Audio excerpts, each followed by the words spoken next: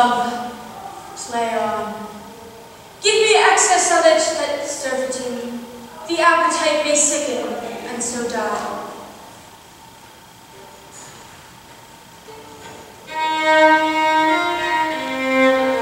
That strain again, it had a dying fall.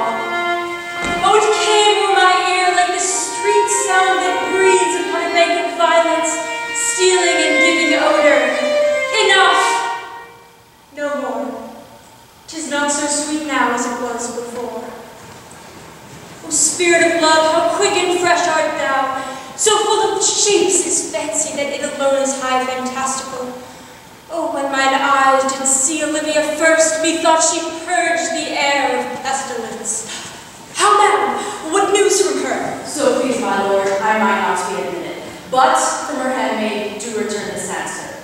The element itself, till 7 years heat, shall not behold her face at ample view. But like a cloistress, she will veil and walk, and water once a day her chamber round with eye-offending brine. All this to season a brother's dead love, which she would keep fresh and lasting in her sad remembrance.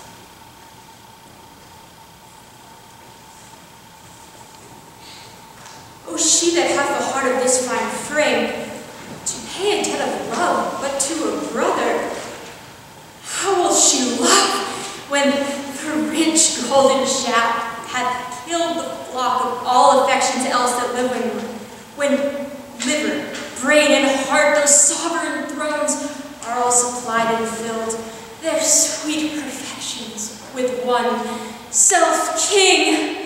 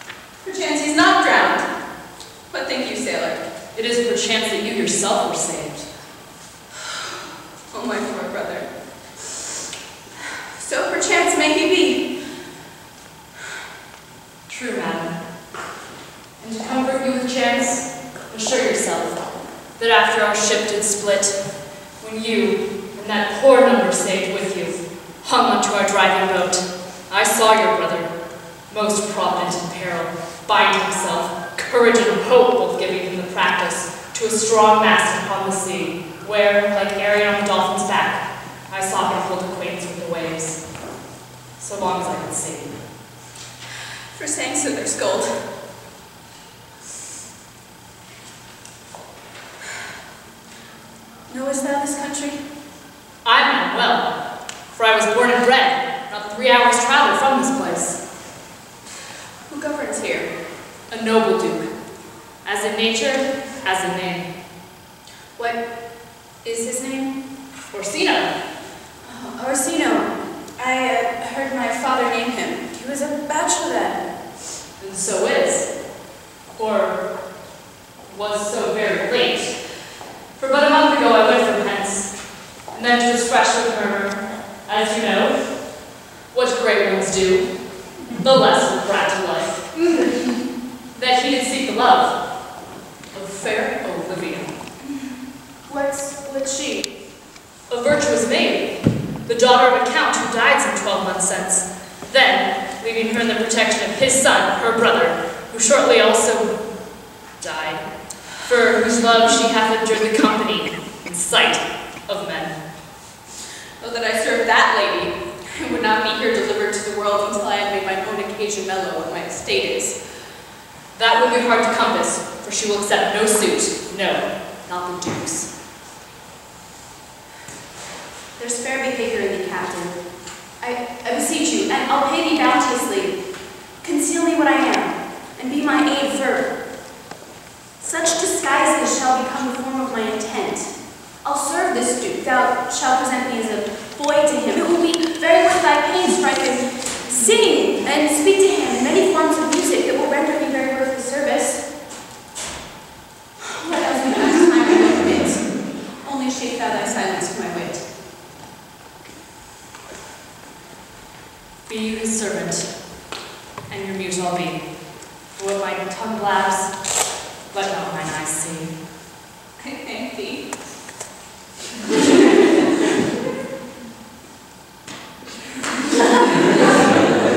Lead me on.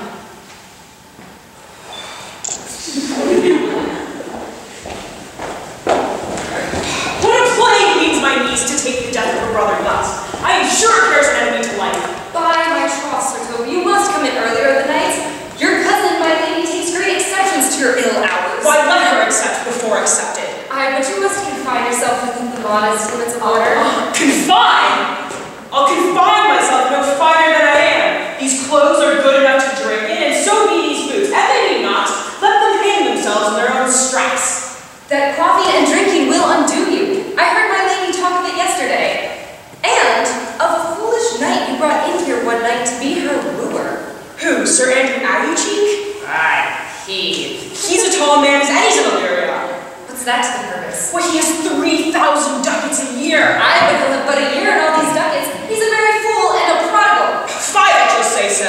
He plays in the viol to gamboys and speaks 3 or 4 languages, word for word, without book, and has all the good gifts of nature. He hath indeed almost natural, for besides that he's a fool, he's a great parler, and not that he hath the gift of a coward, to allay the gust he hath in parley. 'Tis thought among the prudent he would quickly have the gift of a grave. By his hand, they are scoundrels and subtractors that say so of him. Who are they? They that add, moreover, he's drunk nightly in your company. With drinking healths to my niece. I will drink to her as long as there is passage in my throat and drink in Illyria. What wench? Castiliano Vulgo, for here comes Sir Andrew Aguecheek. So tell me thou, sweet Sir Andrew. Bless you. Fair. And you too, sir. Accost, Sir Andrew, accost. What's that? My niece's chambermaid. Good mistress, accost, I desire better acquaintance. My name is Mary, sir. Good mistress, marry accost. You mistake, knight. Accost is front her, board her, woo her, assail her. By my troth, I would not undertake her in this company. Is that the meaning of accost? Fare you well, gentlemen. And thou that part so, Sir Andrew, with thou mightst never draw a sword again. And part the sword. Mistress, I would I might never draw a sword again. Fair lady, do you think you have fools in hand? Sir, I have not you by the hand.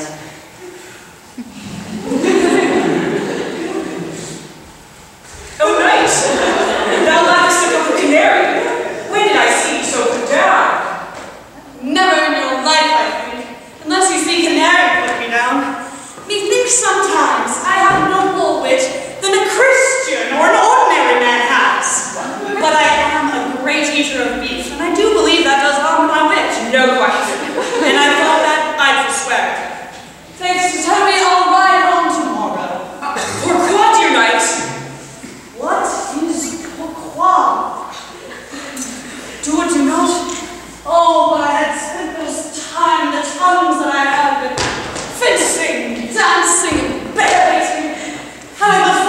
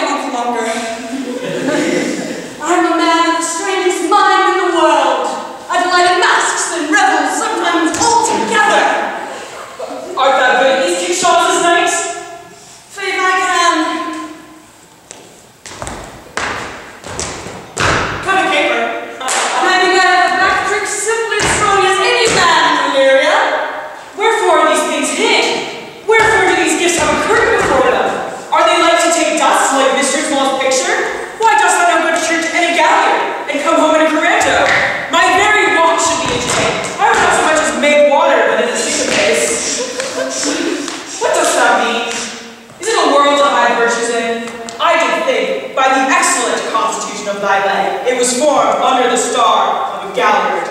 I, 'tis strong. Doesn't differ well in a dun-colored sock.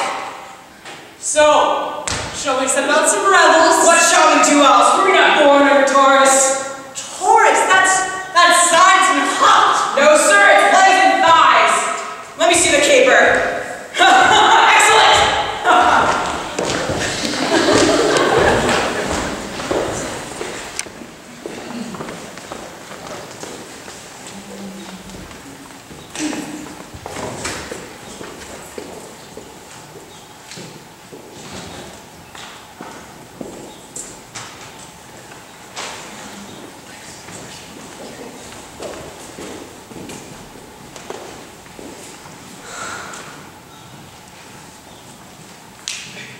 If the Duke should continue these favors towards you, Cesario, you are like too much advanced.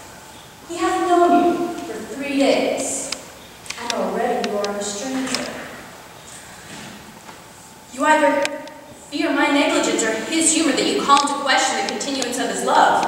Is he inconsistent, sir, in his favors? No, believe me. I thank thee. Here comes the Count. Who saw Cesario? Oh, on your attendance, my lord. Here. Stand you a while aloof. Cesario, thou knowest no less but all. I have unclasped to thee the book even of my secret soul. Therefore, good youth, address thy gala to her. Stand at her door and tell them there thy fixed foot shall grow till thou comes. My lord, if she be so abandoned to sorrow as to spoke, she never will admit me. Be clever, and leave all simple bounds rather than make unprofited return. Say I do speak with her, my lord, what then? Oh, that unfolds the passion of my love. It shall become thee well to act by Rose, for she will attend it better in thy youth. I think it not so, my lord. Dear lad, believe it. For they shall yet belie thy happy years. Thou say thou art a man. Diana's lip is not more smooth and rubious. Thy small pipe is as a maiden's organ, shrill in sound, and all the semblative a woman's part.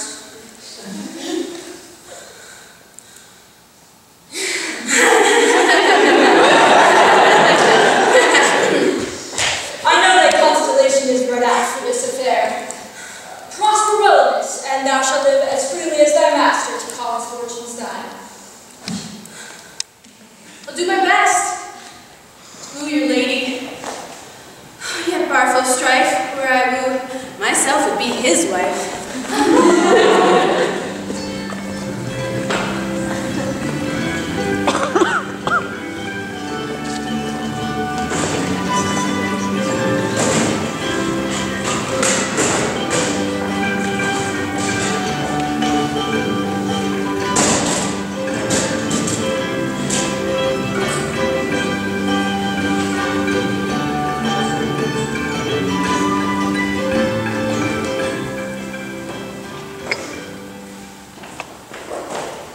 Nay, either tell me where thou hast been, or I will not open my lips so wide as a bristle may enter in way of thy excuse. My lady will hang thee for thy absence.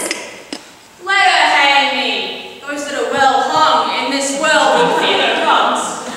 A good Lenten answer. I can tell thee where that saying was born of, I fear no colors. Where, good Mistress Mary? In the wars, and that may you be bold to say in your foolery. Well, God that gave them wits, let them use it, and those that are fools, let them use their talents. Yet you will be hanged for being so long absent. Or to be turned away, is that not as good as a hanging to you? Many a good hanging prevents a bad marriage. And as for turning away, that's some of their bad. You are resolute then? Not so neither yet. I am resolved on 2 points. That if one break, the other will hold. Or if both break, your gaskins fall. Act, in good faith, very act.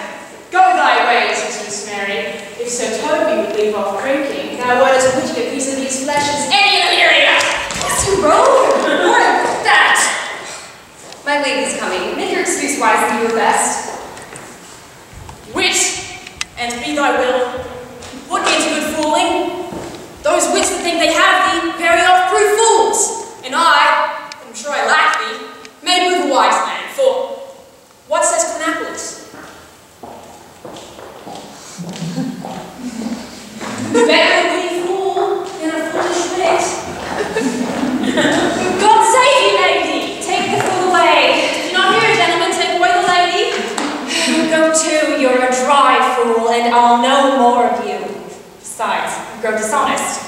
2 faults, Madonna, that drink and good counsel will amend. For, give the dry fool drink, then he's not dry.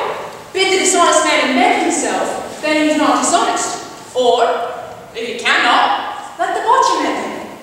Anything that's mended is but patched. Virtue that transgresses is but patched with sin. Sin that amends is but patched with virtue. If that is the solution serves, so. If that will not, what remedy? There is no true cuckold, but calamity. So beauty's a flower. The lady said take away the fool, therefore I say again, take her away. Sir, I beg them to take away you. Misprison in the highest degree! Lady, not callous facet monitor! That's as much to say as I do not wear motley in my brain. Give me leave, Madonna, to prove you a fool. Can you do it? Dexterously, good Madonna. Make your proof. I must catechize you for it, good my mouse of virtue, answer me! Well, sir, for want of other idleness, I'll buy your proof. Madonna, why mournest thou? Good fool, for my brother's death. I think his soul is in hell. I know his soul is being in heaven. Fool. The more fool you, Madonna. To mourn for your brother's soul being in heaven. Take away the fool. What think you of this fool, Napoleon? Don't you not friend? Yes, and shall do till the pangs of death shake him. Honesty that does decay the wise and ever make a better fool. God send me a speedy infirmity then, for the better increasing your folly. For Sir Toby will be sworn that I am no fox, yet he will not swear for 2 pence that you are no fool. What say you to that, Napoleon? I marvel that your ladyship takes delight in such a barren rascal. The other day I saw him put down by an ordinary fool with no more brain than a stone. Don't you know he's out of his guard already? Unless you laugh for a minister's invocation to him, he is gagged. Oh, you are sick of self-love, Malvolio, and taste with a distempered appetite. There is no slander in an allowed fool, though he do nothing but rail. Nor no railing in a known discreet man that will do nothing but reprove. Further into the leasing, Madonna, fast speaks well of fools.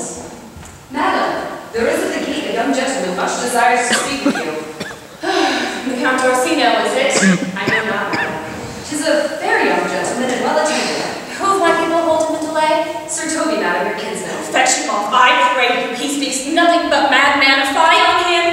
Go you, Malvolio. If it be a suit from the Count, I am ill and not at home, but you would to dismiss it. Now you see, sir, how your fooling grows old and people begin to dislike it. Thou speaks of me, Madonna, as if thy eldest son should be a fool. For, look where he comes, one of thy kin has a most weak Piemonte. But my honor half drunk. Who is he at the gate? Cousin! A gentleman. A gentleman? What gentleman? 'Tis a gentle man here. A plague on this bricklary.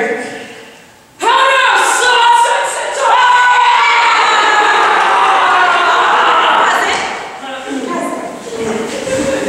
How came you so early by this lethargy? Lechery!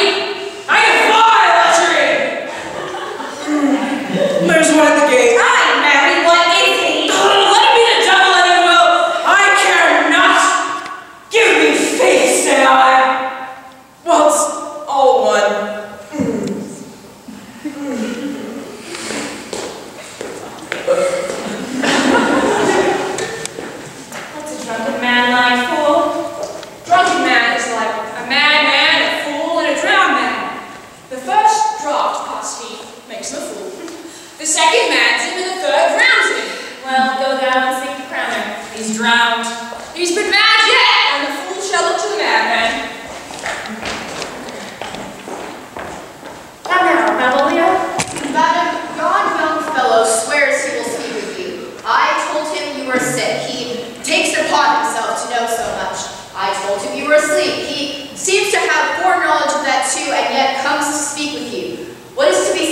madam. He's fortified against any denial.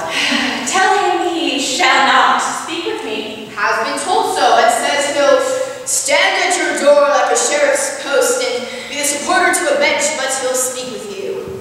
What kind of man is he? Why, of mankind. What manner of man? A very ill manner. He'll speak with you, will you or no? Of what personage and years is he? Not old enough for a man, nor young enough for a boy. He is well-favored and speaks very seriously. One would think his mother's milk was scarce out of him. Let him approach. Call my gentlewoman. Gentlewoman, by being called. Give me my veil. Come, throw it over my face. We'll once more hear Orsino's embassy.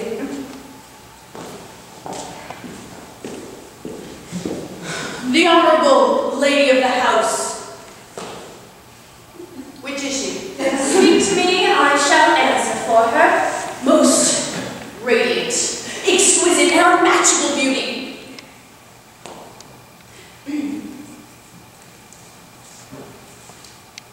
Tell me if this be the lady of the house, for I never saw her. I'd be loath to cast away my speech, for besides that it is excellently well penned, I did take great pains to con it.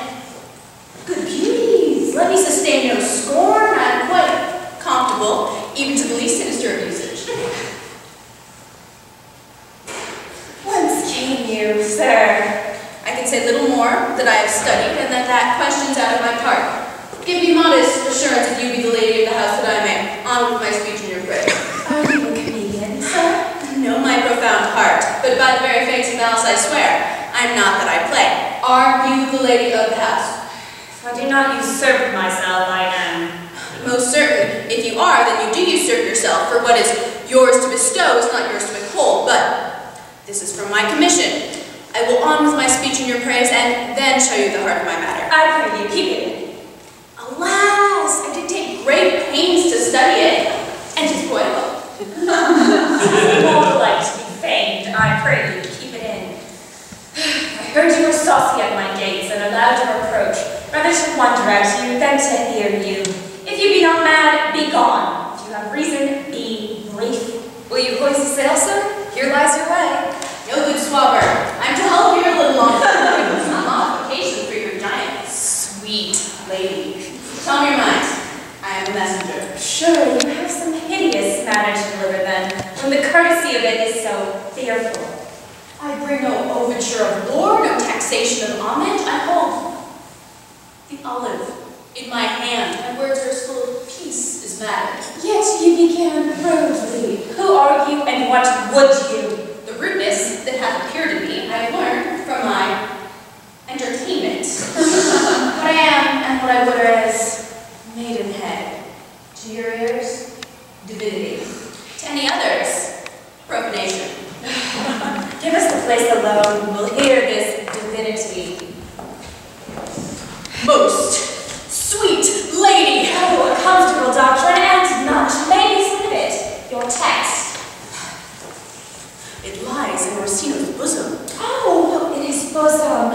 In what chapter of his bosom? To answer by the method in the very first of his heart. Oh, I have heard it. It is heresy. Have you no more to say? Good lady, let me see your face. Have you any commission from your lord to negotiate with my face? Now, sir, you are out of your text. But we'll draw the curtain and show you the picture. Look you, sir, is not well done. Oh, excellently done, if got it all. 'Tis in grain, sir, and will endure wit and letter. 'Tis beauty truly blent, lady. You are the cruelest she alive if you will leave these graces to the grave, you will no copy. Oh, sir, I will not be so hard-hearted. I will give out diverse schedules of my beauty, inventory every particle and utensil that I will as. Item, 2 lips, indifferent red. Item, 2 gray eyes with lids to them. Item, 1 neck, 1 chin, and so forth. Were ye sent hither to praise me? I see what you are. You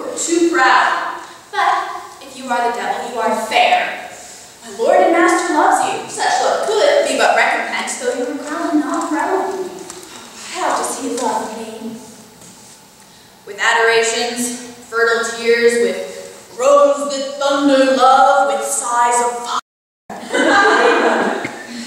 Your lord does know my mind. I cannot love him.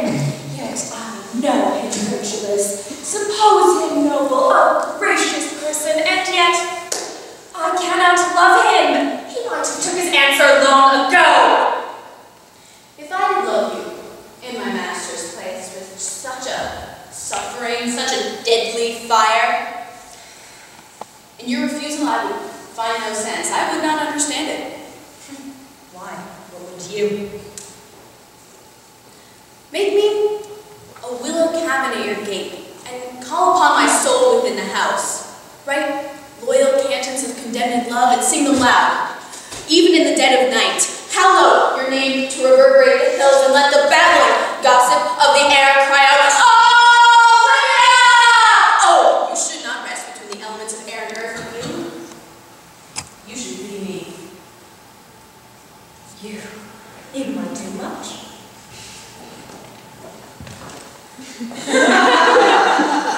What is your parentage? Above my fortunes, yet my estate is well. I am a gentleman. Get you to your lord. I cannot love him. Let him send no more. Unless perchance you come to me again to tell me how he takes it. I fare you well. I thank you for your pains. I am no feed post, lady. Keep your purse. My master, not myself, lacks recompense. Love makes his heart of flint that you shall love, and let your fervor, like my master's, be placed in contempt. Farewell, fair cruelty.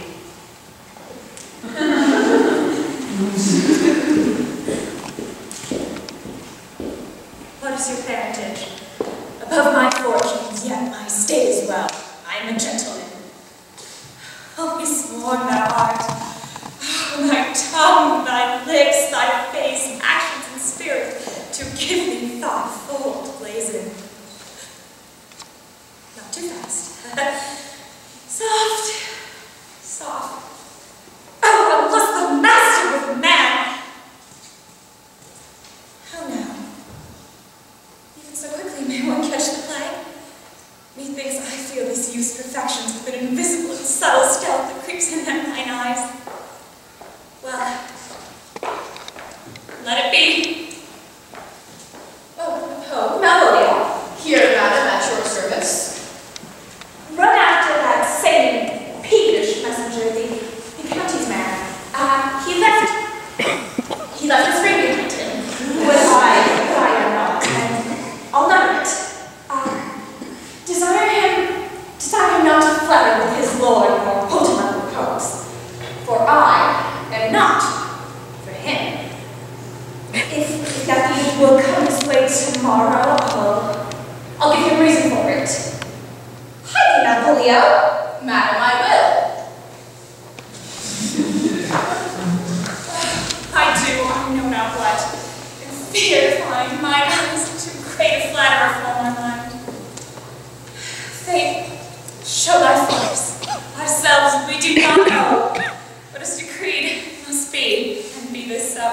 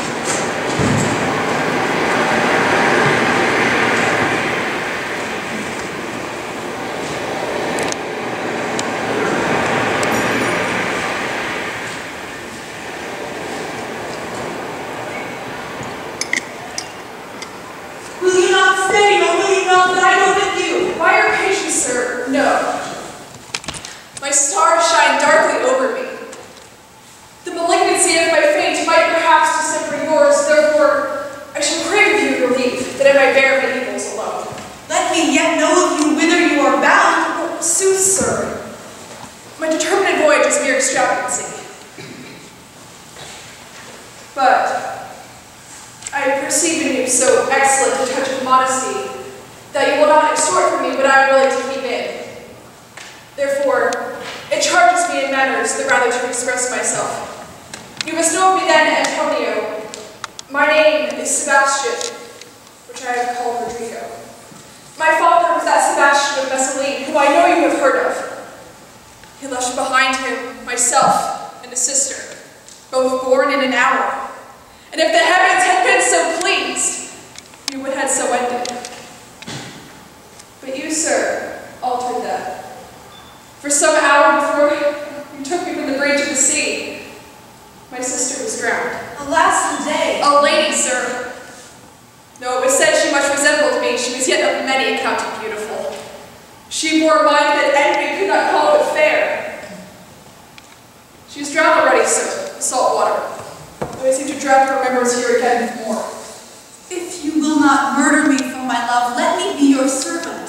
If you will not undo what you have done, that is, kill him whom you have recovered, desire it not. Fare thee well at once. My bosom is so full of kindness, and I am yet so near the manners of my mother that more mine eyes will tell tales of me. I am bound to the Count Orsino's court. Farewell.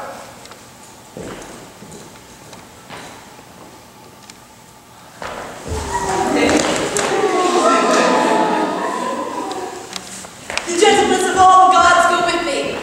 I have many enemies in Orsino's court, else would I very shortly see thee there.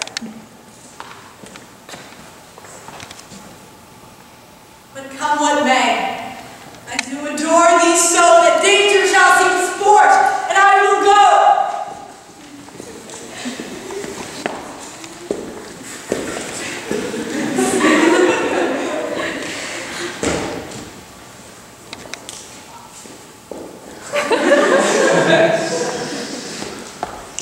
Were you not even now at the Countess Olivia's?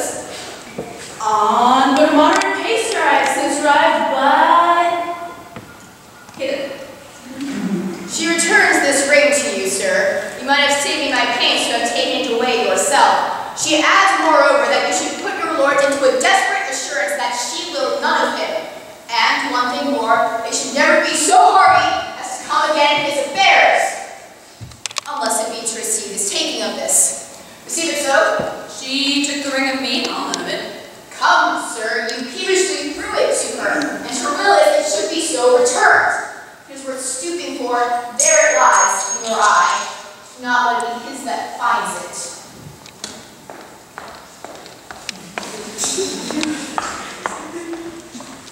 I left no ring with her. What means this lady? Fortune forbid my outsides have not charmed her! She made a view of me.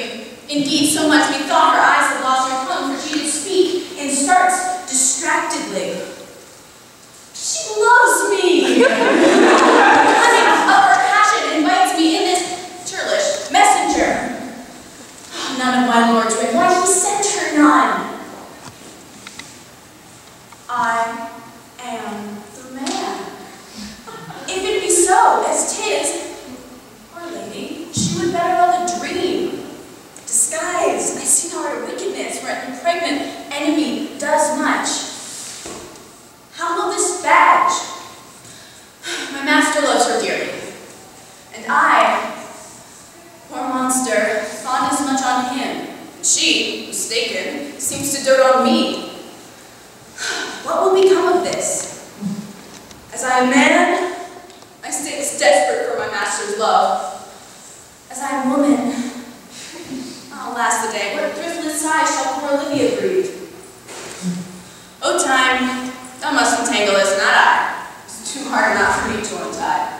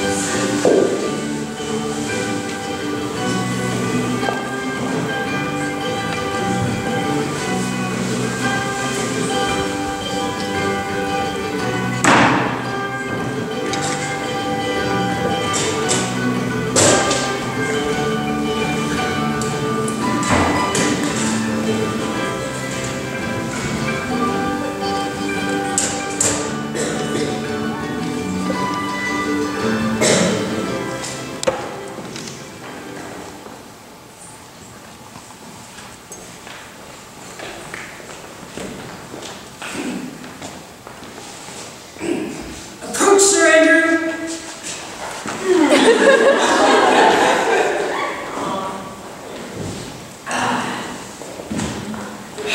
Not to be a bed after midnight is to be up betimes, and to let you know sooner I have noticed. Nay, my child, I know not. But I know, to be up late is to be up late. A false conclusion! I hate it as an unfelt can. To be up after midnight and to go to bed then is early. So to go to bed after midnight is to go to bed betimes. Does not our life consist of the four elements? Faith, so they say, but I think it rather consists of eating and drinking. Thou art a scholar. Let us therefore eat and drink. Mary, I sing a stupid boy! Here comes the fool, if they. Now, my heart has never seen a picture of we three. Welcome us. Now let's have a catch. In sooth, thou wast in very gracious fooling last night, when thou spokest of Piglogrotus, of the Latins passing the equinoctial of Coelus. 'Twas excellent, good if they. I sent thee 6 by thee. That's it. I am impedicos to thy gratuity. For Malvolio's nose is no whipsaw. My lady has a white hand, and the myrmidons are no bottle alehouses. Excellent! Why, this is the best fooling when all's done. Now, a song. Come on. There's 6 for you. Let's have a song. Best of me for one night. Do you have a love song? Or a song of good life? A love song! A love song! I could not for good life. Oh, mistress mine, where are you going? Oh, stay and hear your true love's company, that can sing both high and low. Excellent, good faith. Good. What is love? 'Tis not hereafter, present mirth, after present laughter. What's to come is still unsure. In delay there lies no plenty, then come kiss me sweet and true.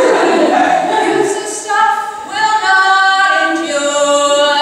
And the leftless boys, as I am true knight. A contagious breath. Very sweet and contagious. But shall we make the welcome dance indeed? Shall we rouse the night out with a catch that will rise 3 souls from one weaver? Shall we do that? And you love me? Let's do it. I am a dog in a catch. I am lady, sirs. Some dogs will catch one. Most certainly. Let our catch be thou knave. Hold the peace, thy knave. Knight. Ain't I shall be constrained to call thee knave, knight. 'Tis not the first I constrain one to call me knave. Come, begins. Hold thy peace. If I hold my peace, I there shall begin. Come, good. Begin. Oh!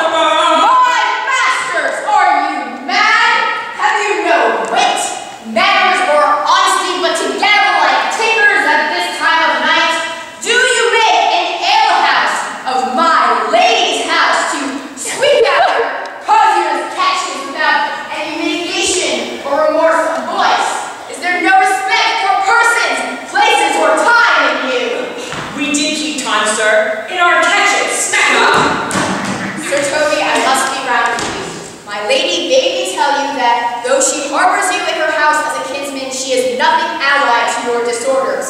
If you can separate yourself and your misdemeanors, you are welcome here. If not, she is more than willing to bid you farewell. Farewell, dear heart. His eyes need to go on. His eyes be sure, his days are almost done. Even so. But I will never die. That's the type of day you like. Oh, this does take much. Shall I let him go? What if you do? Shall I let him go and spare not? No, you dare not. Out of two. You art thou any more than a steward? Dost thou think, because thou art virtuous, that there shall be no more kings and hell? By Saint Anne and Ginger shall be hot now too. Thou art in the right. Go, sir, rub your chain with crumbs. Maria, strip of wine. Mistress Mary, ever you held my least favor at anything more than contempt, you would not give means to this uncivil rule. She shall move him by this hand. Go shake your ears.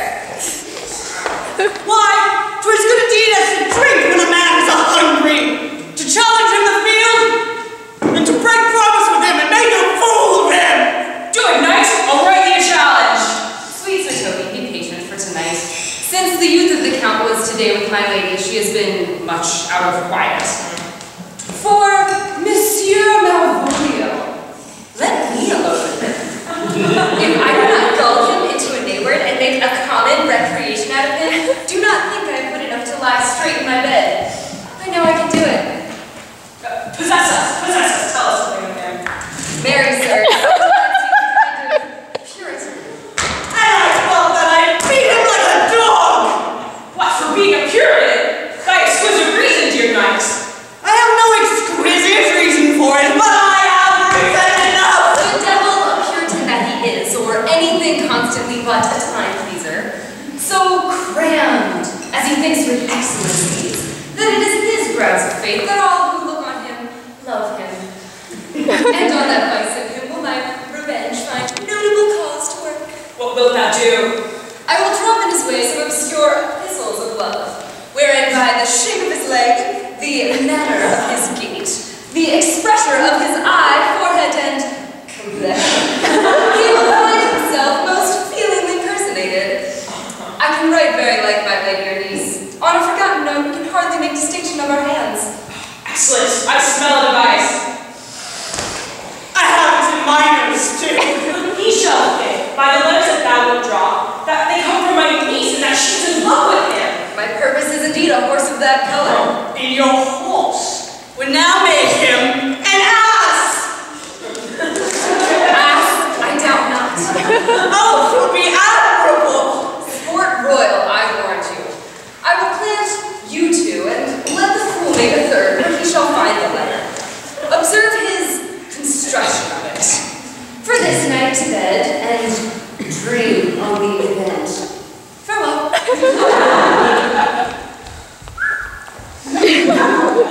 Good night, Penthesilea. Before me, she's a good wench. She's a beagle, true bred, and one that adores me. What of that? I was adored once, too. Let's to bed, knight. Thou hast need for more money. If I could not recover your niece, I am a foul way out. Send for money. If thou hast enough in the end, call me cuss. If I have enough in the end, never trust me. Take it who you will. Come, knight. I'll go burn some sap. 'Tis too late to go to bed now. Come, knight. Come.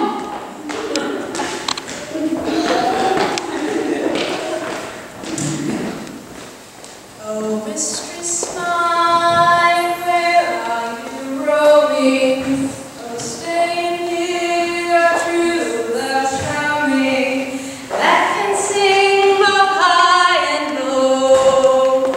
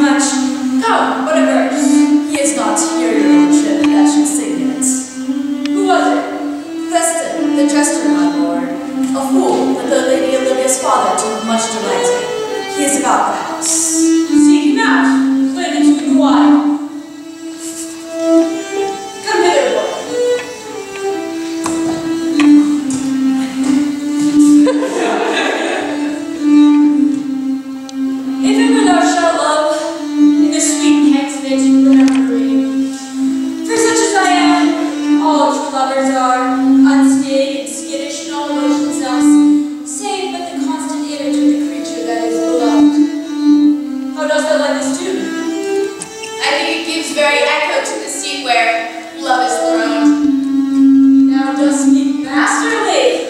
My life upon, young though thou art, thine eye is straight upon some favor that it loves, have it not, my boy? A little, by your favor. What kind of woman is it? Of your complexion, my lord. She is not worthy then. What years of age? About your years, my lord. Too old, by heaven. Let still a woman take a younger than her, an elder than herself. So where she to him, she sways the level of her husband's heart. For boy, however we do praise ourselves, our fancies are more skittish and unfirm, more longing, wavering, sooner lost than born than women's are.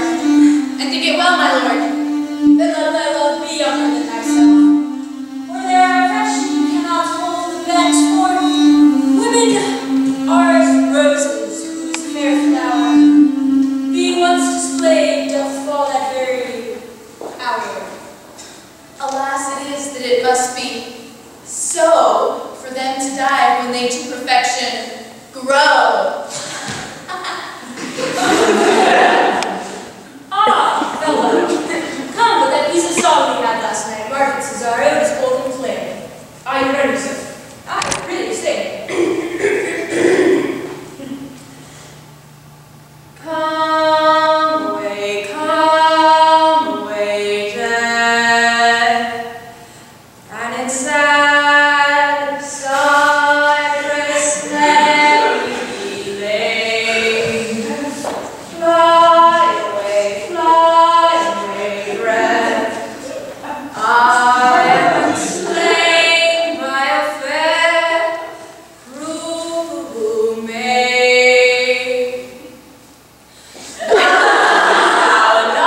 A flower sweet on my black coffin bed that you stroke.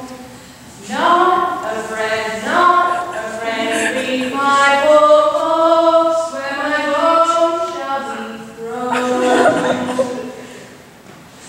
A thousand sighs to say, lay me over statue lover, ne'er find my grave to weep there.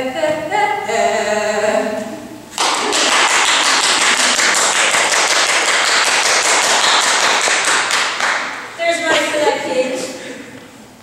My thanks, sir. I take pleasure in singing, sir. I'll pay thy pleasure then. Truly, sir, and pleasure shall be paid, one time or another. Give me now leave to leave thee. Now the melancholy God protect thee, and the tailor make thee a doublet of changing taffeta, for thy mind is a very oval. I would men of such constancy were put to sea, so that their business might be everything, and their intent everywhere. For that's it that makes a voyage of nothing.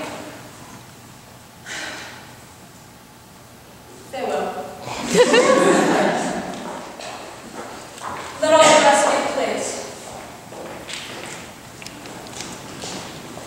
Once more, Cesario, get thee to yon same sovereign cruelty. Tell her, my love, more noble than the world, prizes not quantity of dirty lands, but 'tis that miracle and queen of gems in nature pranks me and attracts my soul. But if she cannot love you, sir, I cannot be so answered. stoop, but you must first say there is some lady, as perhaps there is, that hath for your love a great of pain of heart as you have for Olivia. You cannot love her, you tell her so. Must she not then be answered? There is no woman's size that can buy the beating of so strong a passion as love doth give my heart. No woman's heart, so big to hold so much, they lack retention. Alas, their love may be called appetite. But mine is all as hungry as the sea. Make no compare between the love a woman can bear me and that oh, Olivia. Aye, but I know. What dost thou know? Too well.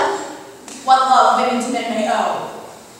faith, they are as true heart as we. My father had a daughter loved a man. Perhaps were I a woman, I should, your lordship. What's her history? A blank, my lord. She never told her love, but let concealment like a worm in the bud feed on her masked cheek, and with a green and yellow melancholy she sat, like patience on a monument, smiling in grief. Was this not love indeed, my lord? We men say more, swear more, but still our shows are little more than will, for still we prove much in our vows, but little in our love. But duh, that sister of her love, my brother. I am all the daughters of my father's house, and all the brothers too. Yet I know not, shall I serve to this lady? That's the thing. Give her this jewel. Say, my love can give no place, by no denay.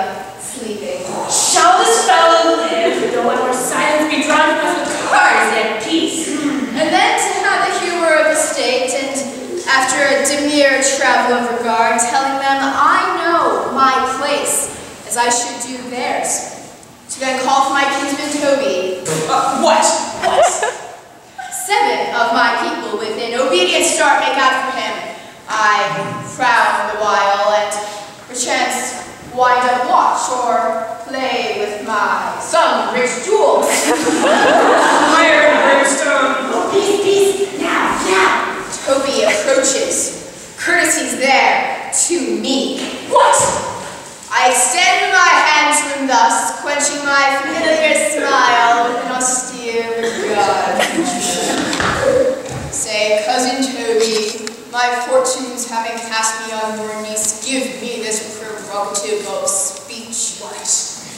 You must amend your drunkenness. Outside, patience, or we break the sins of our plot. Besides, you do waste the treasures of your time with a foolish knight. That's me, young woman. Sir Andrew. You call me a fool.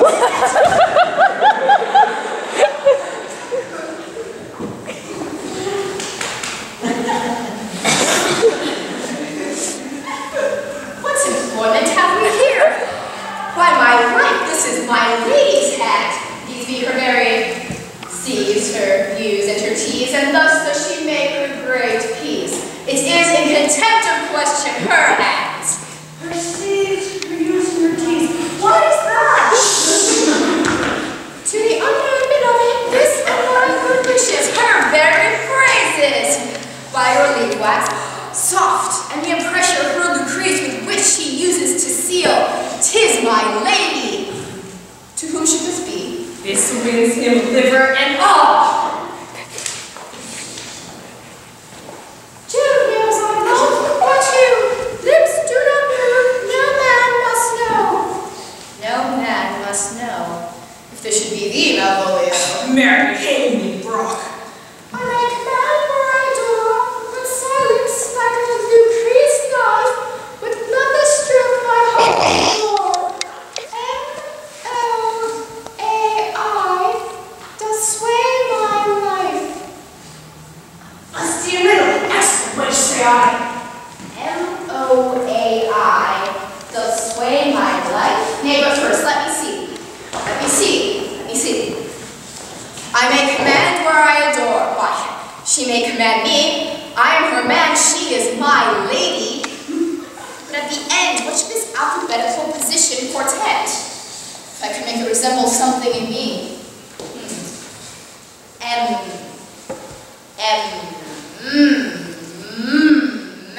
Malvolio. Why, this begins my name, But the constancy is not the sequel. A should follow, but O does. And O shall end at O. I'll cudgel him and make him cry out.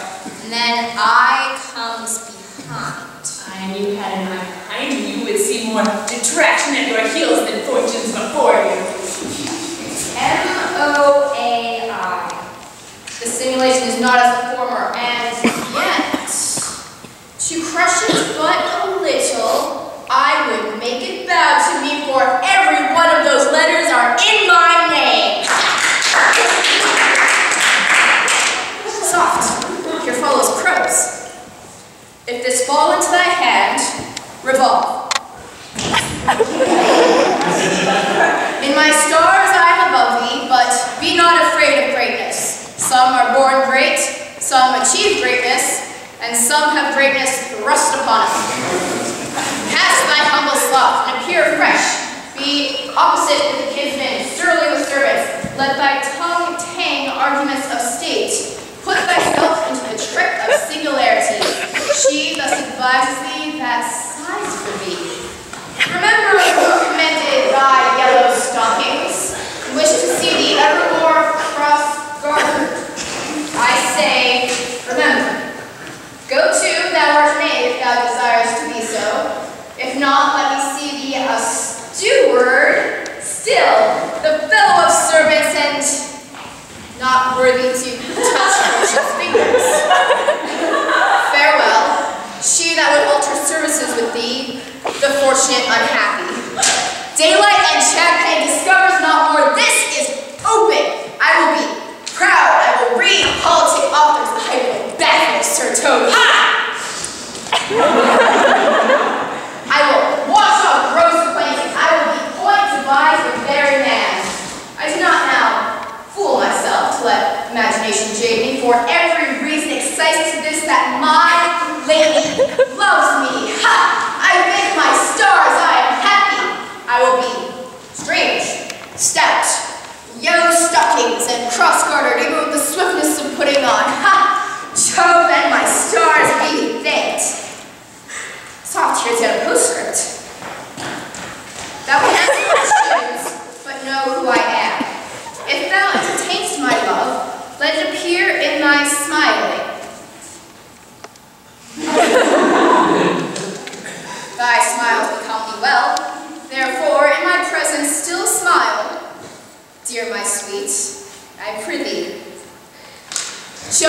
be thanked. I will smile. I will be everything God will have of me.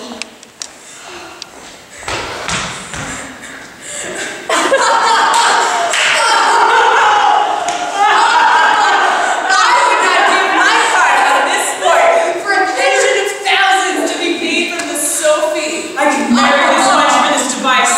So could I too. And ask no other dowry than such another jest. Nor I either. Here comes my noble gull catcher. Wilt thou set thy foot on my neck? Or I either. That was such a dream that when the image of it leaves him, he must run mad. Nay, but say true, does it work upon him? Like aqua vitae with a midwife. If you will then see the fruit of the sport, mark his first approach before my lady. He will come to her in yellow stockings, and 'tis a color she abhors, and cross-gartered, a fashion she detests. And he will smile upon her, which will now be so unsuitable to her disposition, being addicted to melancholy as she is, that it cannot but turn him into a notable contempt.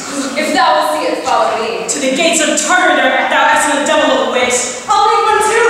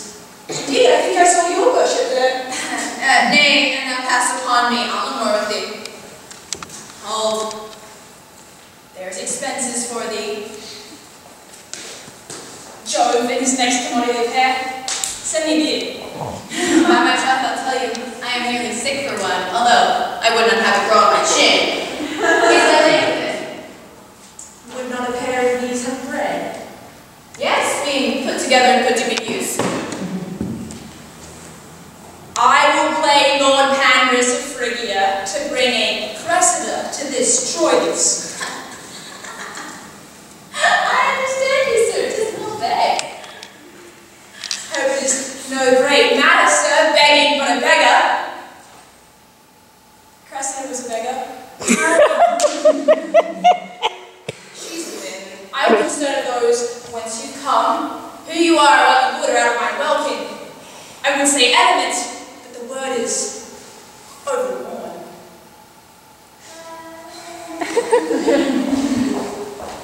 This man is wise enough to play the fool. To do that well praise a kind of wit. He must observe the mood on whom he jests the quality of persons, and the timing, and this is a practice as full of labor as any wise man's art, for folly that he wisely shows as fit. Wise men, folly fallen, quite take their wit. Say you, gentlemen? And you, sir? You will call monsieur. Ceci votre serviteur. I hope so you are, and I am bold. Will you encounter the house? My niece desires that you should enter your trade me to her. I will answer you with gate and entrance, but we are prevented. Most accomplished lady, the heavens rain odors upon you. This is a mad courtier. Rains odors well.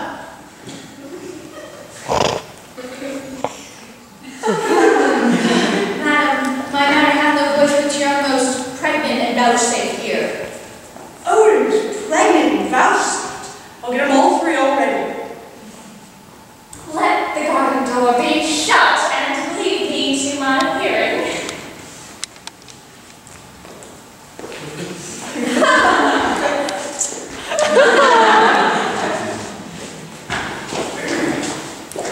Give me your hand, sir.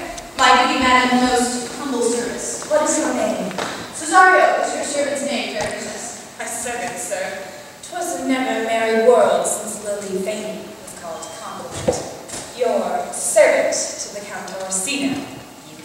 And he is yours, and his must needs be yours. Your servant is your servant, lady. For him, I think not on him. His thoughts would they were blanks rather than filled with me. Madam, I come to weigh your gentle thoughts. I pray you, I bade you never speak again of him. But, were you to undertake another suit, I had rather hear you to solicit that than music from Miss Spears. Dear lady, I pray you. I did send, after the last enchantment you did hear, a ring chase of you. In doing so, did I abuse myself, my servant, and I do fear me, you.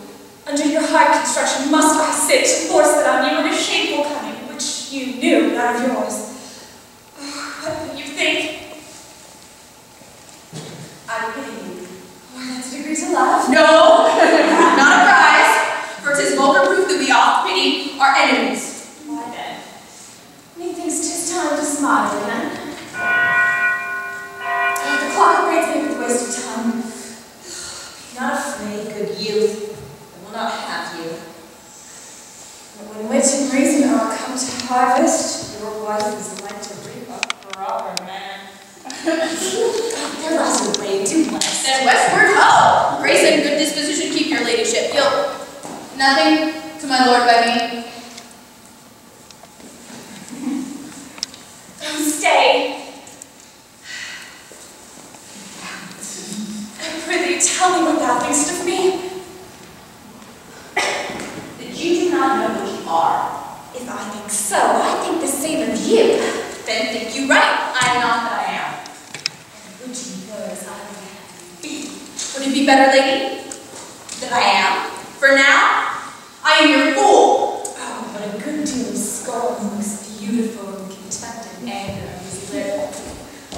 Cesario, by the roses of the spring, by name of honor, truth, and everything, I love thee so, that maugre all thy pride, that quick your reason cannot hide, but rather reason that It is good, but love, unsolved, is better.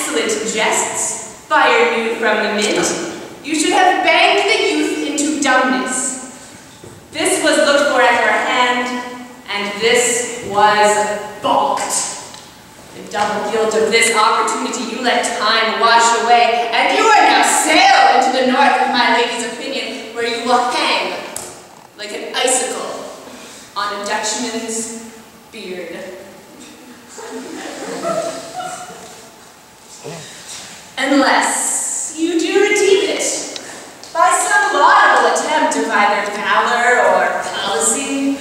And it be anyway, it must be with valor! For policy I hate. Why then, build me thy fortunes upon the basis of valor. Challenge me the counts used to fight with him. Hurt him in 11 places. My niece shall take note of it, and assure thyself, there is no love broker in the world can more prevail man's commendation with woman than report of valor. There is no way but this, Sir Andrew. Will one of you bear me a challenge to him? Go! Write it in a martial hand. Be cursed and brief. It is no matter how witty, so it be eloquent and fun of invention. Taunt him with the license of aid. Go about it! Where shall I find you? We'll call thee the cubiculo. Go! This is a dear mannequin to you, Sir Toby. I have been dear to him, lads, 2,000 strong or so. We shall have a rare letter from him. If you desire the spleen, and will laugh yourself into stitches, follow me. Yon Malvolio has turned heathen, a very renegado. He's in yellow stockings! And cross-gartered? Most villainously. He does obey every point of the letter that I dropped to betray him. He does smile his face into more lines that is in the new map with the augmentation of the Indies. You have not seen such a thing as tis. I can hardly forbear hurling things at him. I know my lady will strike him, and if she do, he'll smile, then take it for a great favor. Come, bring us where he is!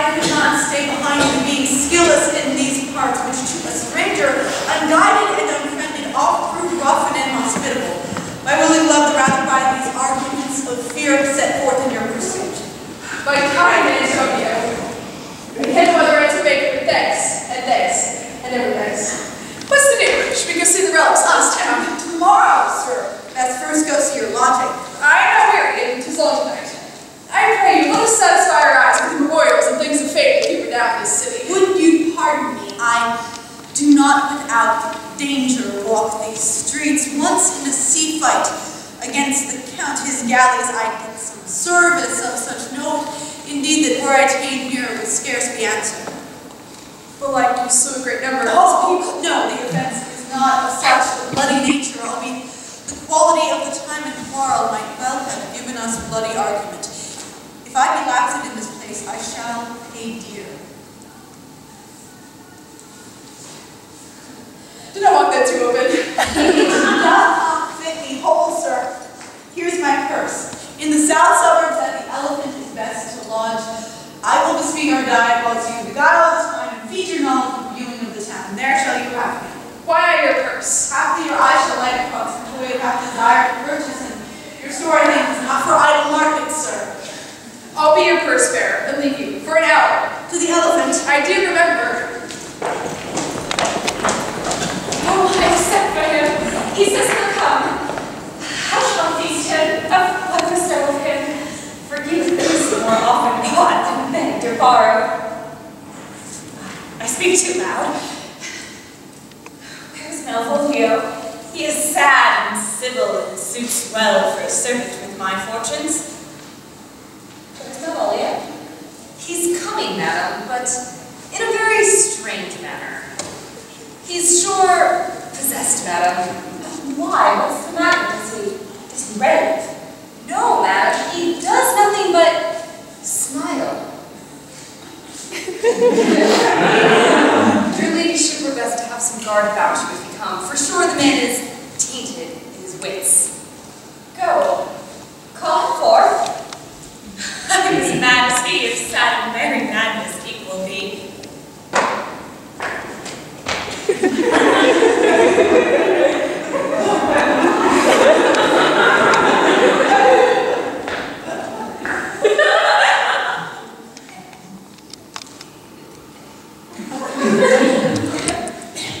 How now, Malvolio? Sweet lady. Ho ho.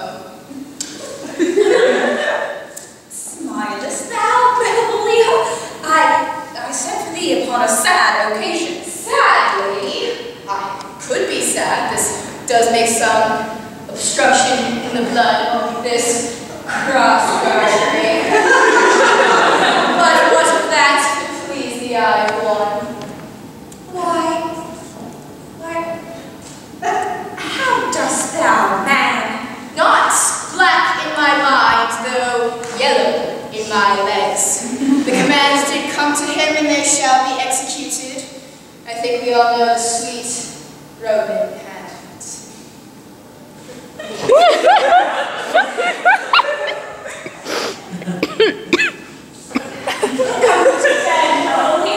To bed, I might welcome thee. God, comfort thee. Why dost thou smile and kiss thy hand so often? Why appear you with this ridiculous boldness before my lady? Be not afraid of greatness. 'Twas well writ. Some are born great. Some achieve greatness. What sayest thou? And some have greatness thrust upon them. Remember who commended thy yellow stocking. Thy yellow stocking? And wish to see thee ever cross-gartered. Cross-gartered? Go to, thou art made, if thou desirest to be so. Am I naked? If not, let me see thee a servant still. Why, this is very midsummer madness. Madam, the old gentleman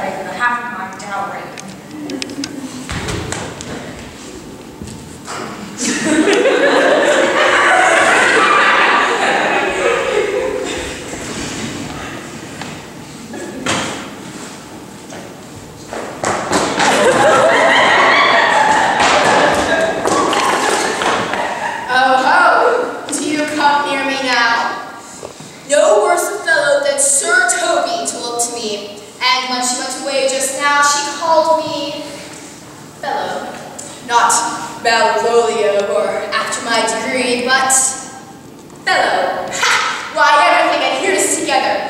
What can be said? Nothing that can come between me and the full prospect of my hopes. Well, Jove is the doer of this, and he is to be thanked. Which way is he in the name of safety? And all the devils in hell were drawn in little, and Legion himself possessed him, yet I'll speak to him. Here he is. Here he is. How is it with you, sir? How is it with you, man? Go off! I discharge you. Let me enjoy my private. Go off! How the fiend speaks within him. Did I not tell you, Sir Toby? My lady prays you to never care of him. Peace, peace. We must still jolly. Let me go.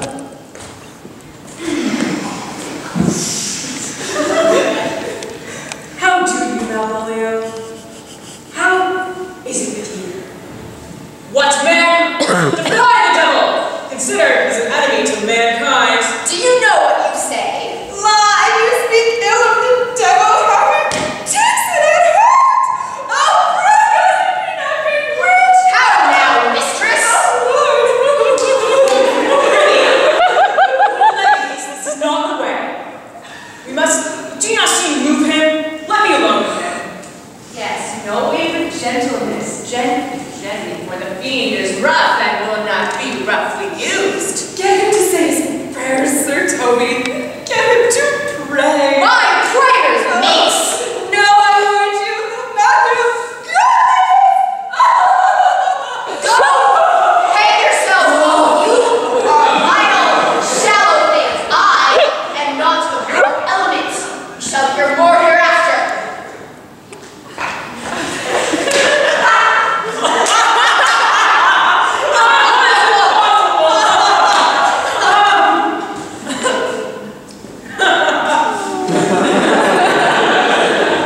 If this were played upon a stage now, I could condemn it as an improbable fiction. But we shall make him mad. Indeed, the house will be quieter. Come, we'll have him in a dark room and bound. My niece is already of the belief that he's mad. We may carry him thus for our pleasure, his penance.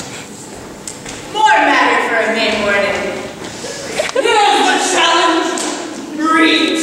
I want there's vinegar and pepper inked. Is so saucy. I want him to read. Youth, whatsoever thou art but a scurvy fellow. Good and valiant. Wonder not, nor admire not in thy mind why I do call thee so, for I will show thee no reason for it. The good note that keeps you from the blow of the law.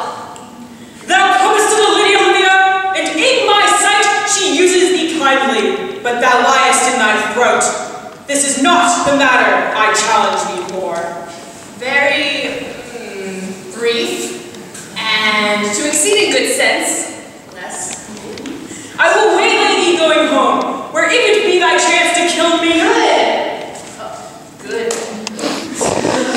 Thou killest me like a rogue and a villain. Still you keep on the windy side of the law. Good. May God have mercy upon one of our souls. He may have mercy upon mine, but my hope is better. And so look to thyself. Thy friend, as thou usest him, and thy sworn enemy, Sir Andrew Aguecheek. If this letter moved not, his legs cannot, I'll give it to him. You may have very fit occasion for it. He is now in some commerce with my lady and will by and by depart. Go, Sir Andrew, scout me for him in the corner of the orchard like a bug mail. As soon as ever thou seest him, draw, and as thou drawest, swear horrible. Away! Nay, let me alone for swearing. I will deliver this challenge by word of mouth. Set upon Aguecheek some notable report of valor, and drive the gentleman, as I know his youth will actually receive it, into a most hideous opinion of his rage, skill, fury, and impetuosity. This will so frighten them both that they will kill one another by the look, like cockatrices. Well, here he comes with your niece. Give them way till we take leave, and presently after them. I will meditate a while on some horrid message for a challenge.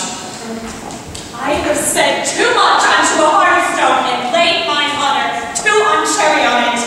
With same figure that your passion bears goes on my master's grief. Here, lay this jewel for me. 'Tis my picture. Refuse it not, and have no tongue to vex me. And I beseech you, come again tomorrow.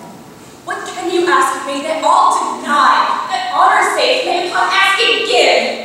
None but this. Your true love For my master! How, with my honor, can I give to him that which I have already given to you? I will acquaint you. Very well. Yet, come again tomorrow. Things like you might bear my soul in hell.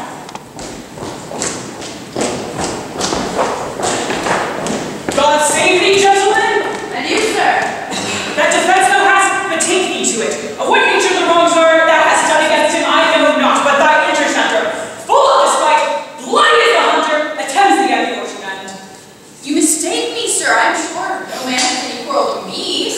My remembrance is free and clear of any image of offense done to any man. You'll find it otherwise. Therefore, if you value your life at any price, but take it to your guard, for your opposite hath in him what youth, strength, skill, and rage can furnish man withal. I beseech you, sir. What is he? He is knight, dubbed with an unhatched rapier and on-carpet consideration, but he's a devil in private brawl. Souls and bodies have he divorced 3. His resentment at this moment is so implacable that satisfaction can be none but by the pains of death and sepulchre. I will weigh again to the house the desires to conduct with the lady. I am no fighter. I have heard of some men who will put quarrels on others purposely to taste of their valor. Be like, this is a man of that quirk. Sir, no. His indignation derives from a very competent injury. Therefore, get you one and give him his desire. Back you shall not to the house, unless you undertake with me that which with as much safety you might answer him. Therefore, on. This is as uncivil as 'tis strange. I beseech you, do me the courtesy to inquire of the knight what my offense to him is. It is something of my negligence, nothing of my purpose.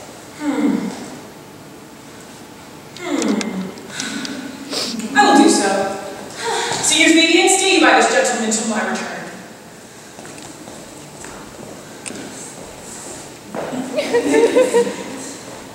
What do you know of this matter, sir? I know the knight is incensed against you, even to a mortal arbitrament, but nothing of the circumstances more. What manner of man is he? He is indeed, sir, the most skillful, bloody, and fatal opposite that you could possibly have found in any part of the area. Will you walk toward him? I will make your peace with him, if I can. I wouldn't be much bound to you for it. I am one who would rather go with Sir Priest than Sir Knight. I care not who knows so much of my metal. Why, man, he's the very devil. I have not seen such a farrago. I have passed with him, rapier, scabbard and all, and he gives me the sucking with such a mortal motion that it is inevitable. They say he's been offensive to the Sophie. Plague on't. I'll not meddle with him. Aye, but he cannot now be pacified. Maybe he's scarce hold him yonder. A plague on't. I never would have come.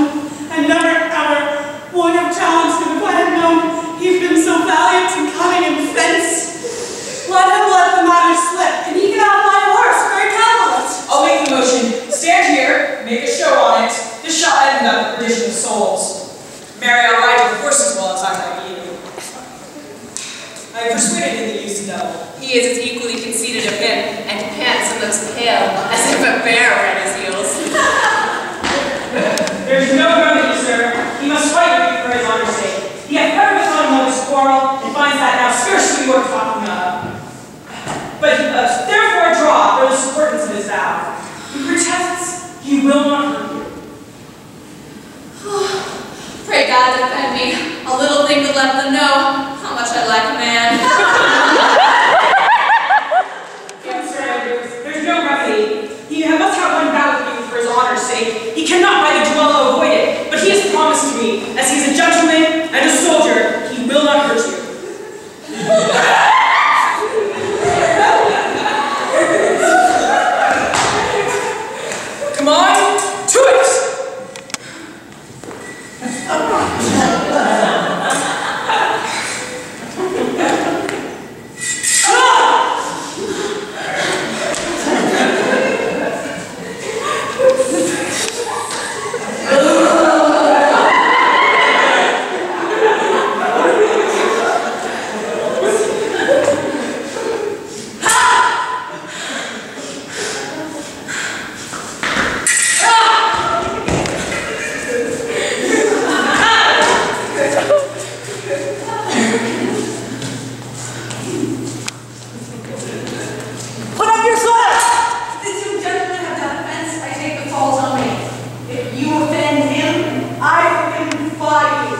sir? Why? What are you?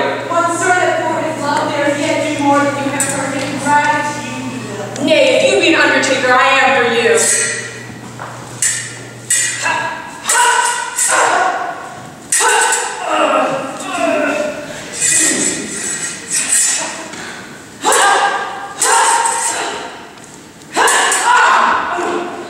Good sir, tell me, Holden. Here come the officers. I'll be with you and not. I beseech you, sir, put up your sword, if you please. Marry, sir, I will. And for that I promise you, I'll keep my word. Will bear you easily. And range well. This is the man, do thy office, and Antonio and the rest the student cameras. Oh, you do mistake me. No, sir, no jot. I know your favor well, but now you have no sea cap on your head. Take him away. He knows I know him well. I must obey. This comes with seeking you. What will you do now? My necessity makes me ask you for my purse. It grieves me much more for what I cannot do for you than what befalls me. You stand amazed, but give comfort. Come, sir, away. I must entreat of you some of that money. What money, sir? For the fair kindness that you did show me here, I'll make division of my present with you. Hold. There's half my coffer. Will you deny me now? It's possible that my deserts to you can lack persuasion. Do not tempt my misery, lest it make me so unsound to man as to upbraid you with those kindnesses that I have done for you. I know of none, nor know I you by any voice or feature. I hate ingratitude in man more than babbling, vainness, lying, drunkenness, or any other vice that corrupts our frail blood. Oh, heavens themselves. Come, sir, I pray you go. Let me speak a little. This youth that you see here, I snatched and have out of the jaws of death, relieved him with such sanctity of love that soon his image to be often Thomas' most venerable worth, did I devotion. What's that to us? The time goes by, away. But how vile and idle proves this God. Thou hast Sebastian done good feature shame. In nature there is no blemish but the mind, none can be called deformed but the unkind. Virtue is beauty, but the beauty is evil, our empty trumps are flourished by the devil. The man grows mad. Wait, come, sir. Lead me on. His words from such a passion fly that he believes himself. So now do I. He named Sebastian. I my brother know, yet living in my class, even such and so. In favor was my brother, so he went in this fashion color ornament. For him I imitate. Oh, and if improve, tempests are kind, and some wears fresh in love.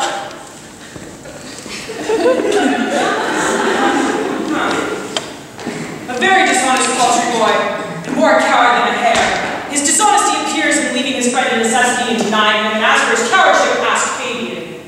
A coward? A most devout coward, religious in it. Slide all after him again and beat him like a dog. Do cuff him soundly, but never draw thy sword. Come on, let's see the event. I dare lay anyone to do nothing yet.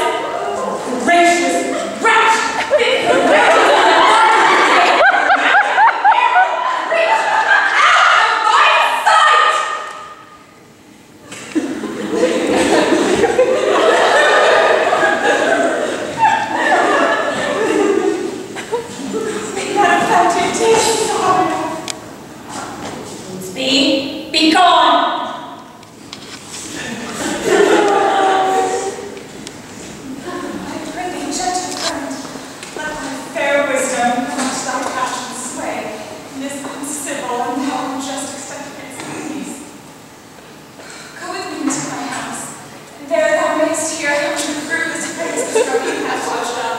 Thou must smile at this. Thou canst not choose but go, do not deny. Assure his soul from me, for he has started one poor heart of thine to me. What relishes in this? How runs the stream? Or am I mad? Or else this is a dream. Let my senses let the steep, if it be thus a dream. Still, let me sleep. Come, I prithee, I would thou be ruled by me. Madam, I will.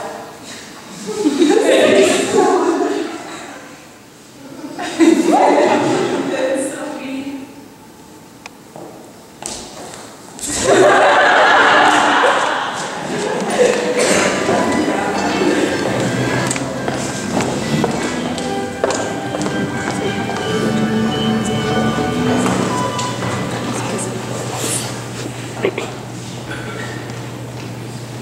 Nay, I prithee, put on this gown and this beard. Make him believe thou art Sir Topus, the curate. Do it quickly!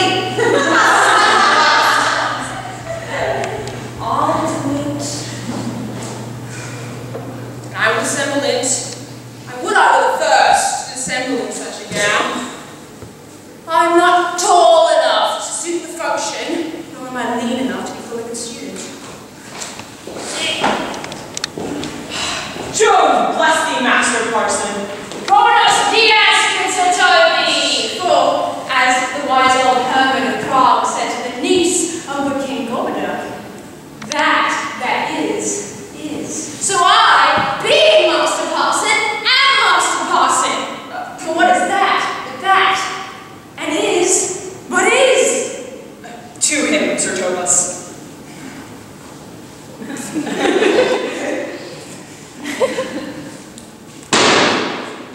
What ho! Peace in thy prison! The knave counterfeits well, good knave. Who calls there? Sir Thomas, the curate, comes to visit Malvolio the lunatic! Sir Topus, good Sir Topus, go to my lady. Out! I am on to feed! How vexest thou this man? Speakst thou nothing but of ladies? Well said, Master Parson. Good Sir Topus, never was there a man thus wronged. They have laid me here in hideous darkness. Fire upon you, Satan! I whose most dreadful times upon you, for I am one who is gentle courtesy with the devil. Yet, sayest thou this house is dark? As hell, Sir Topus. But there are many windows, as clear as barricadoes, and the clear stories to the south and north are as lustrous as ebony. Yes, complaints thou of obstruction? Sir Topus, I am not mad. I say to you, this house is dark. Madman, thou errest! I say, the only darkness is ignorance, in which thou art more puzzled than the Egyptians in their folly. I say, this house is dark as ignorance, if ignorance were dark as hell. Sir Topus, never was there a man thus notoriously wronged. I am as well in my wits as thou art. A child of any constant question. What is the opinion of Pythagoras concerning wild fowl? That the soul are bred that may happily habit a birth. And what thinkst thou of his opinion? I think nobly of the soul, and in no way approve his opinion. Very well! I shall not approve of thy wits till thou agreest with Pythagoras, and fearest to kill a woodcock, lest thou dispossess the soul of thy grandeur. Very well! Sir Topus! Sir Topus! My most exquisite Sir Thomas.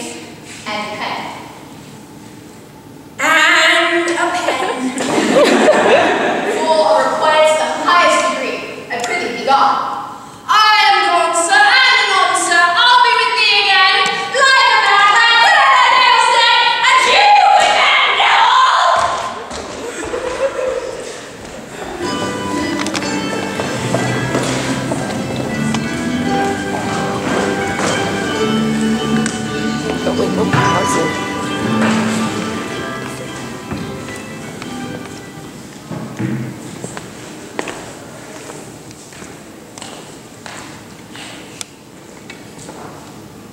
This is the air. That is the glorious sun. This is the pearl she gave me. I do see it and feel it. And don't just wonder that it wraps me thus, yet it is not madness. Where's Antonio then? I left him at the elephant, and there he was. But there I could find this credit. He had ranged the town to seek me out. His counsel now might do me golden service. For though my soul disputes well with my sense that this be some error, but no matters. Yet doth this accident and flood of fortune so far exceed all instance, all discourse, that I am ready to distrust mine eyes, wrangle with my reason, that persuades me to any other trust but that I am mad. Or else, the lady's mad. But if 'twere so, she could not sway her house, command her followers, give and take back their affairs, their dispatch, with such a smooth, discreet, and stable bearing as I perceive she does. There's something in it that is deceivable, but here the lady comes. Let not this haste of mine. If you mean well, then go with me, and with this holy man to the chantry line. There, before him, and beneath that consecrated roof, plight me the full assurance of your faith, that my most jealous and too doubtful soul may be at peace. What do you say? I'll follow this good man, and go with you, and having sworn truth, ever will be true.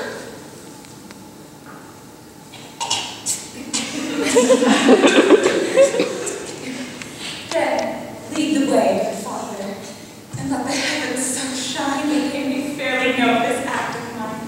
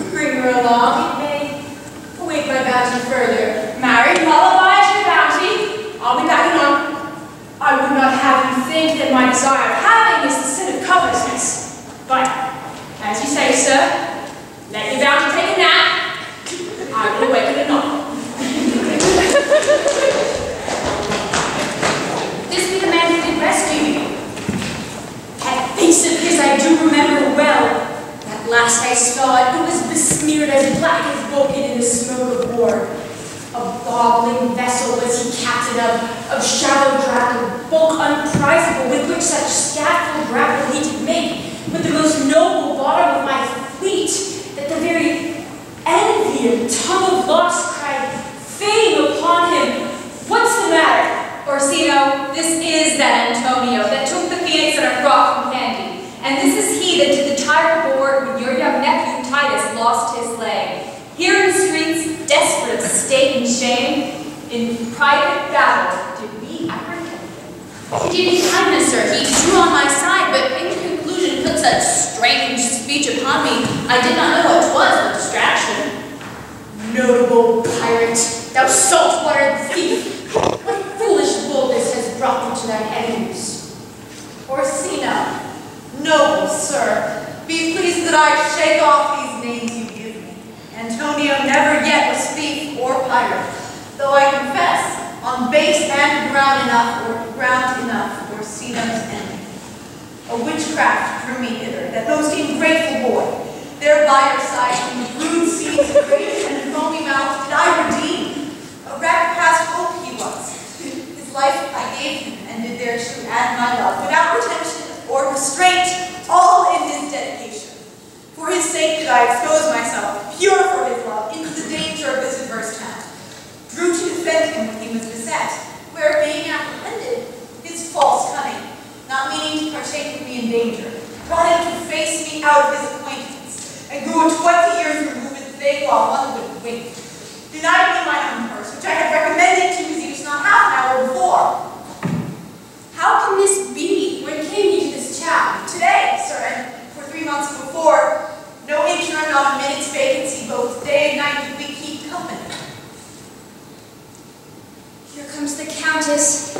Now heaven walks on earth. But for thee, full of my person madness, 3 months this you have tended upon me. But more of that anon. Take him aside. What would my lord but that he cannot have where Lydia would seem serviceable? Cesario, you do not give comes to me, madam. Gracious Olivia. Good, my lord. What do you say, Cesario? My lord would speak, my deed hushes me.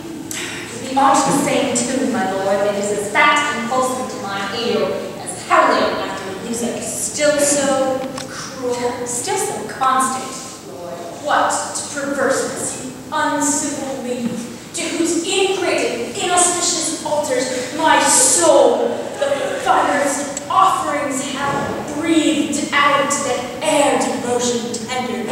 What shall I do? Even what it shall become of you, my lord. Why should I not, had I the heart to do it, kill that which I know you love, a savage jealousy that sometimes favors nobly. But hear me this, since you do not regard it as cast my face, and that I partly know instrument that screws me from my true place in your favor, live you the marble-breasted tyrant still. But this, your minion, whom I know you love, and whom by heaven I swear I tender dealing, him will I tear out of that cruel eye where he sits crowned in his master's spite. Come, boy, my thoughts are ripe with mischief. Will sacrifice a lamb that I do love, to spite a raven's heart than a dove. And I, most you calmed and apt and willing to do you rest, 1,000 deaths would die. Where goes Cesario? After him that I love, More than I love my eyes, more than my Albamore's iron shall love wife. How am I beguiled? Who does beguile you? Who does do you wrong? Has it been so long? Hast thou forgot? Call forth the Holy Father! Come away! Whither, my lord? Cesario. Husband! Stay. Husband? Take that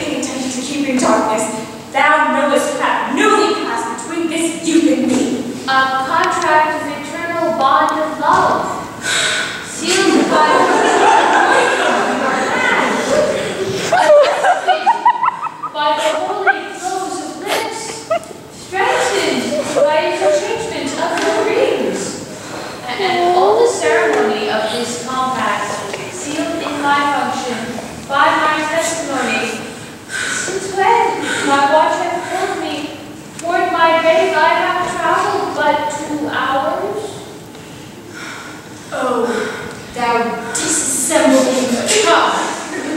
What wilt thou time make when it hath so the grizzle on thy face? Farewell, and take her, but direct thy feet where thou and I henceforth shall never meet. My lord, I do protest. Oh, you don't swear. Oh, little faith, though thou hast too much fear. For the love of God, surgeon! Send one presently to Sir Toby. Has broke my head across. It is given to Toby, but he goes down too. For the love of God, your help. I had rather than 40 pounds I were in home. Who has done this to you, Sir Andrew? The Count's gentleman, one Cesario. We took him for a help. Continent. My gentleman, Cesario. Oh, it's my place! Here he is! You broke my head across for nothing! And that's what I did. I was promoted to do it by Sir Toby. Why do you speak with me? I never hurt you. You drew your sword upon me, and I hurt you not. If a bloody coxcomb be hurt, then you have hurt me! I think you said nothing but a bloody coxcomb! But here comes Sir Toby Holden. You shall have it! I have not made drink! He would have tickled you on the case that he did! Come now, gentlemen, how is it with you?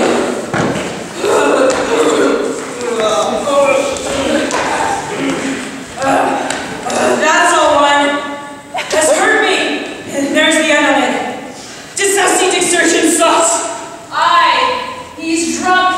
His eyes are set at 8 in the morning. Then he's a rogue and a passing measures pagan. Oh, take him away. I hate a drunken rogue. I'll help you, Sir Toby, because we'll be dressed together. Will we help? Will you help? An asset and a coxcomb and a knave. A thin-faced knave, a Gaul! Oh, take him to bed, let his hearts be looked to.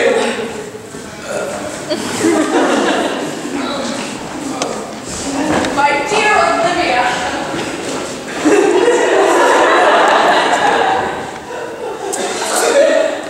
I am sorry I have hurt your kinsman, but had he been the brother of my blood, I must have done no less.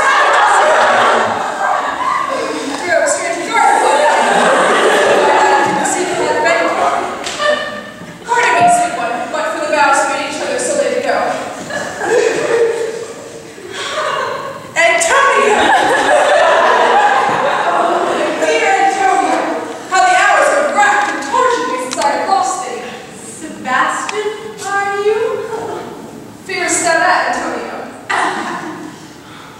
How have you made division of yourself?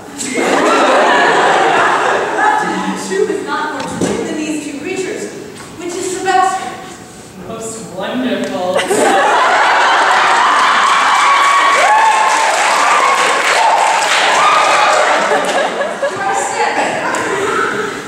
I never had a brother, I had a sister, whom the blind waves and surges have devoured. Of charity, what kin are you to me? What countryman, what name, what parentage? Oh, Mescaline, Sebastian was my father, Sebastian was my brother too, so went he suited to his watery tomb. Were you a woman, I should my tears have fallen on your cheek, and say, thrice welcome, drowned Viola. My father had a mole upon his brow, and so did mine. And died he when Viola from her birth numbered 13 years? That record is lively upon my soul. He finished it indeed, his mortal act, the day that made my sister 13 years. If nothing lends to make us happy both than this, my masculine usurped attire, do not praise me till the circumstance of time, place, and favor do appear together then. I am Viola, and to confirm, I will produce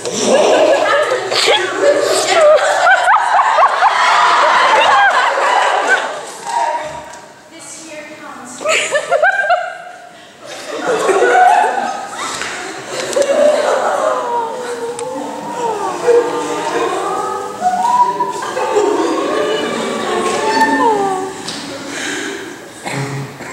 My lady, you have been mistook.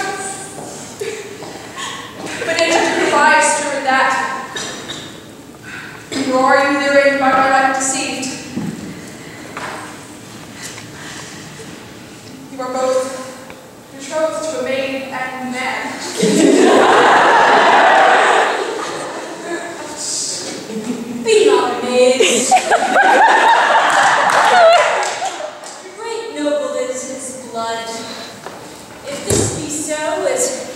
last seems true, I shall have share in this most happy wrath. Boy, thou hast told me 1,000 times thou never shouldst love woman as to me. And all those sayings I will overswear. Give me thy hand, and let me see thee in thy woman's weeds. The captain, who did save me half my maiden's garments, and upon some suit was detained by Malvolio. You shall march him. Call forth Malvolio.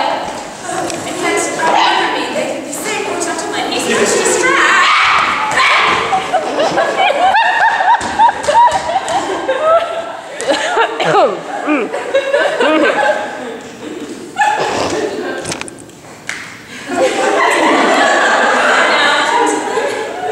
Malvolio holds Beelzebub at the stave's end, as well as a man of his case may too.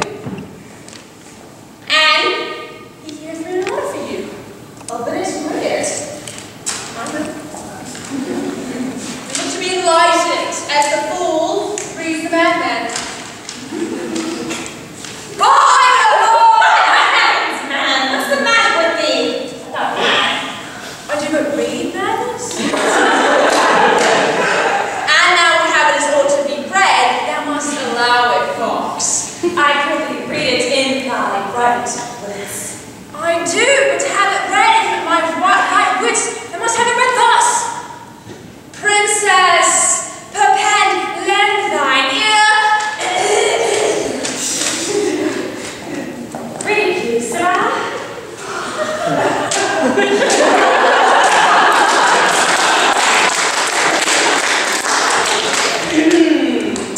By the Lord, madam, you wrong me, and the world shall know it. Though you have put me into darkness and given your drunken cousin rule over me, yet have I the benefit of my senses as well as your ladyship. I have your own letter that induced me to the semblance I put on, with the which I doubt not but to do myself much right, or you much shame. Think of me as you please. I leave my duty a little unsought of, and speak out of my injury. The madly used Malvolio. Did he write this? I, madam. This savors not much of distraction. Call forth Malvolio. These things further thought on. So it please my lord to think of me as well as a sister, as a wife, and one day to crown thee alone from it, here at my house and at my proper cost. Madam, I most apt to embrace your offer.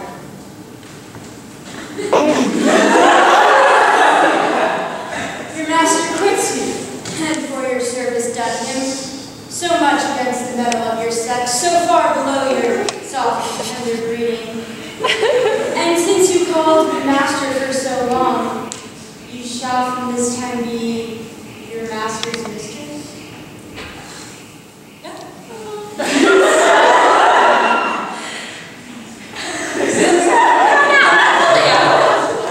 Madam, you have done me wrong, notorious wrong. Have I, Malvolio? No. Yes, madam, you have. I praise. Look upon this letter. You cannot now deny that it's in your hand. And tell me, in the modesty of honor, why you have given me such clear lights of favor. Baby, come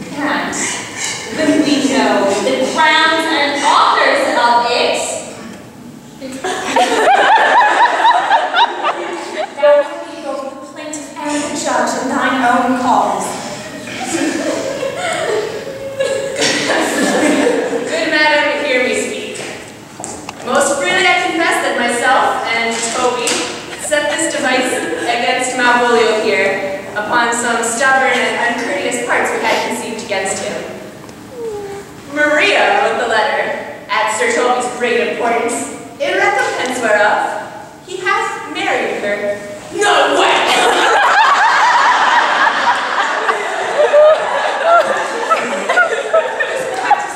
Shrewdly played upon me. Why? Some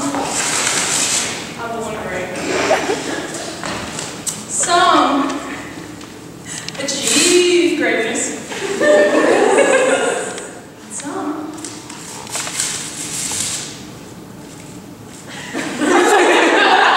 greatness. They're wrong upon us! And remember, why, lady, you smile at this barren rascal, and you smile not, he's gagged. The world gave time has its revenges. I'll be revenge on the whole pack of you. Poor fool. He has been most notoriously abused.